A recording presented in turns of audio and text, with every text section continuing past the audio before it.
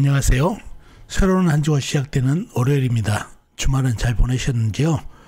항상 월요일이 되면은 사주 하나 맞히기 동영상으로 여러분과 대면하게 됩니다. 자, 이번 주 시간에도 전주에 내드린 문제 풀어드리고 이번 주 새로운 문제 내드리는 그런 순서로 진행해 보겠습니다. 먼저 전주 문제부터 풀어드리겠습니다. 자, 이 사주가 전주에 여러분한테 내드렸던 문제가 되겠습니다.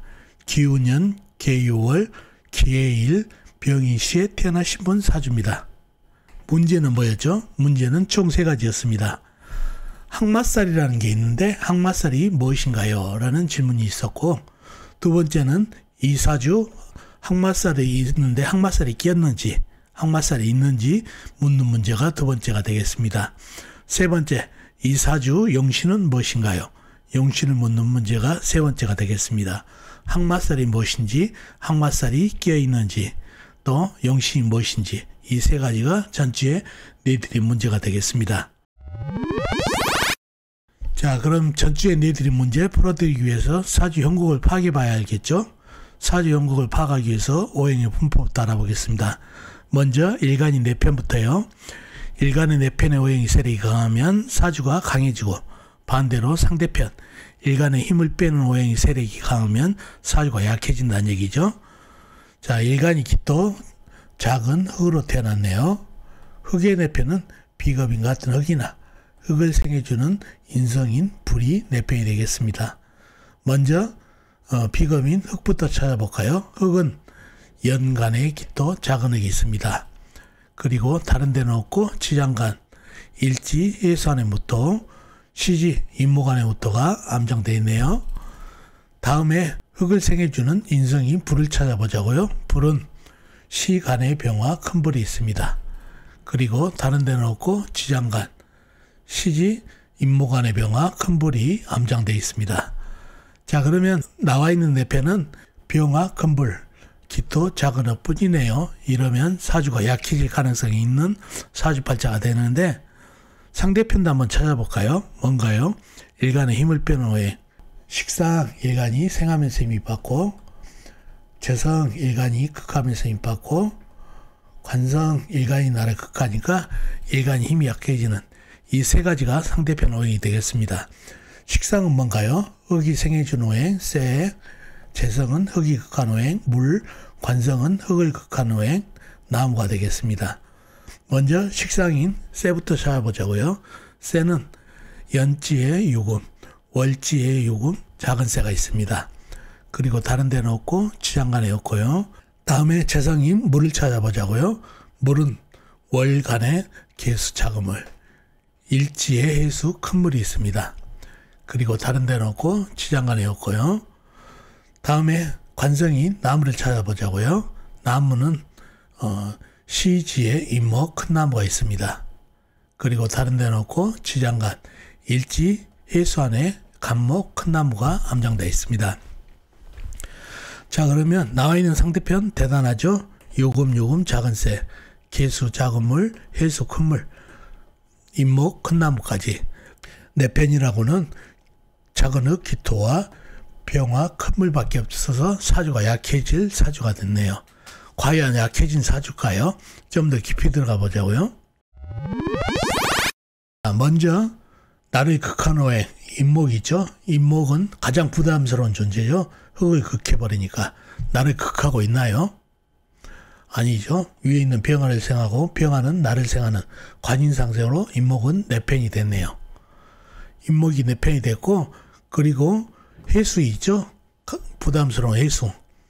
큰 물이 나를 덮치는 형국이 있네. 나를 덮치고 있나요?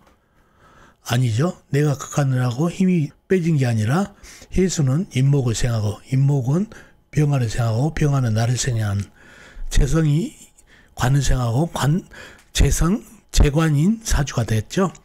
이 물도 임목을 생하고, 임목은 병화를 생하고, 병화는 나를 생하는 재성도 4편이 된 사주팔자가 됐습니다. 그러니 재성과 관성, 가장 부담스러운 존재가 전부 4편으로 됐다는 얘기죠. 사주의 힘이 강해졌다는 얘기죠. 그리고 병화는 기토를 생하고도 남는 불로 유금 작은 쇠를 극합니다. 그러니 요금의 힘도 상당히 떨어졌습니다. 그러니 이 재성과 관성이 내 편으로 돌아오고 큰 불이 식상을 힘을 빼주고 있어서 극하고 있어서 사주가 힘빨이 생겼습니다. 그러니 이 사주는 중강 정도, 강사주 중에서도 중간 정도 강한 사주팔자가 됐네요. 아주 신약한 사주가 변해서 재성하고 관성이 내 편으로 돌아오니 중강 정도 되는 사주팔자가 됐습니다. 특히 병화 큰불이 요금들을 좀 견제를 해줘가지고 사주에 힘빨이 생기는 그런 사주가 됐습니다. 그래서 중강 정도 되는 사주가 됐습니다.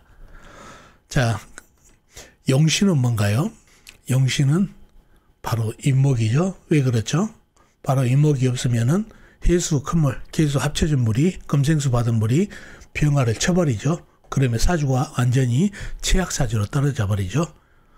그러니 인목이 있어서 이 큰 물을 갖다가 흡수를 해주고 불을 생할 수 있는 통간 역할을 해주기 때문에 인목이 통간 엎불어서 좋은 용신이 되겠습니다. 그래서 인목 용신이 되겠습니다.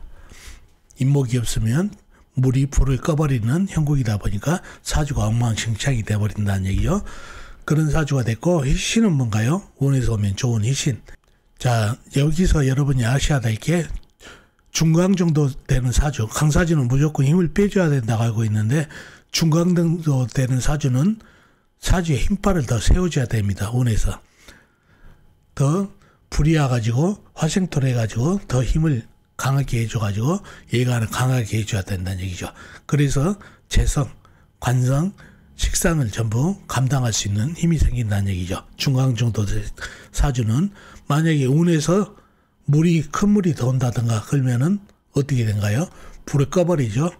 그러니 힘빨이 떨어져 버리고 큰 새가 오게 되면은 금생수에서 물을 더 키워주고 작은 흙에 힘을 빼는 경우가 되니까 좋지 않습니다. 그래서 재성과 식상을 감당하려면 사주의 힘빨을, 일간의 힘빨을 더 세워줘야 되는 사주가 되겠습니다. 그래서 항상 아셔야 될 거는 중강 정도 되는 사주는 운에서 힘빨을 더 받아야 된다는 거, 나를 도와줘야 된다는 거 꼭 기억해 두시면 좋겠습니다. 자, 문제를 풀어보겠습니다. 1번 문제, 항마살이 무엇인지 물어봤죠? 항마살이 뭘까요? 많이 들어보셨나요? 찾아보면은 항마살이란 학생이 학업을 하는데 마귀가 들어서 학업이 부지런하다는 것입니다. 자, 학생이 학업을 하는데 마귀가 들었다. 학생에게 마귀가 뭘까요? 바로 재성입니다. 공부하는 학생이 재물을 따라가면 안 되죠. 재성은 또 놀고 먹는 거죠. 그러니 공부가 안 된다는 얘기죠. 즉 사주팔자에 재성은 강하고 학업을 주관하는 인수가 약한 거를 항마살에 낀 사주팔자라고 합니다. 그래서 1번 문제는 학생이 학업을 하는데 학업이 부진하게 재성이 강하고 인수가 약한 사주를 항마살에 낀 사주라고 합니다. 두 번째 문제, 이 사주 그러면은 항마살에 끼었나요? 항마가 뭔가요? 바로 재성이라고 그랬죠. 재성이 사주에 해수하고 개수가 있네요. 바로 항마살에 끼었나요? 일간을 공격하고 또 인수를 약하게 하고 있나요? 아니죠. 이 사주는 재성이 강하긴 하지만 큰 나무가 재성의 힘을 빨아들여서 인성에게 힘을 주니까 재관인으로 해서 인성의 힘을 강하게 만든다는 얘기죠. 공부성을 강하게 한다는 얘기죠. 만약에 이목이 없었으면 해수와 병화를 쳐가지고 항마살이 제대로 낀 사주팔자가 됐는데 이 재성은 인목을 생한다고 인목은 병화를 생한다라고 항마살이 낀 사주팔자가 아닙니다. 반드시 재성이 인성을 극하던가 일간에게 해를 끼쳐야 되는데 이 사주는 오히려 일간에게 도움을 되는 재성이어서 항마살이 낀 사주팔자가 아닙니다. 학업을 주관하는 인성을 돕는 재성이기 때문에 항마살이 끼지 않은 사주팔자가 되겠습니다. 세 번째 문제, 이 사주 용신은 뭔가요? 아까 풀었죠? 이목이라고 그랬죠? 이 이목이 없었으면 항마살이 제대로 낀 사주팔자가 되겠죠? 바로 해수와 병화를 쳐버리기 때문에 인성이 너무 약해진다는 얘기죠. 공부성을 쳐버리기 때문에. 그러니 학업운이 쭉 떨어지는데 이 이목이 용신이 돼가지고 이 항마살인 재성을 관이 빨아들이고 관이 인성을 생각하고 재관인 사주가 돼가지고 학업운을 좋게 하는 사주팔자가 되겠습니다. 이 이목이 없으면 사주에 병화를 쳐가지고 사주도 약해지면서 상당히 엉망진창이 되는, 통관도 안 되는 사주가 되겠습니다. 그래서 인목이 용신인 사주팔자가 됐네요. 그리고 재성인 항마살이 관성을 생한다라고 일관과 인성을 극하지 않으니까 항마살이 끼지 않는 사주팔자가 되겠습니다. 이렇게 전주에 내드린 문제를 풀어드렸습니다.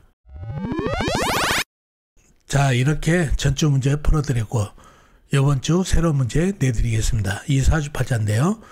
무인년, 무오월, 기후일, 신미시에 태어나신 남자분이십니다. 다시 한번요.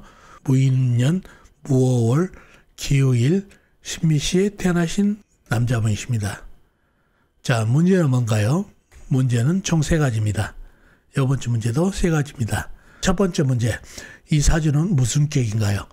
이 사주의 격을 묻는 문제가 첫 번째 문제가 되겠습니다. 두 번째, 이 사주 학문성은 어떤가요? 이 사주의 학문성은 어떤지, 공부성은 어떤지, 공부를 잘하는지 못하는지. 세 번째, 이 사주 진로 어느 계통이 좋은가요? 진로가 어느 계통이 좋은지 묻는 문제가 되겠습니다. 1번, 2번 문제하고 관련이 있는 3번 문제가 되겠습니다. 이렇게 3가지가 여러분께 내드리는 문제가 되겠습니다. 자, 이번 시간에도 전주에 내드리는 문제 풀어드렸고 이번 주 새로운 문제 내드리는 그런 순서로 진행해 봤습니다. 이번 주 문제도 여러분 힘으로 아는 만큼 풀어보시고 나중에 다음 주에 제가 답을 풀어드리면 본인이 풀었던 문제와 대조를 해보면 사주 공부에 향상이 있겠습니다. 자, 어떻습니까? 오늘 사주풀이 도움이 되셨나요? 도움이 되셨으면 좋겠습니다. 그럼 다음 시간에 뵙도록 하겠습니다. 안녕히 계세요.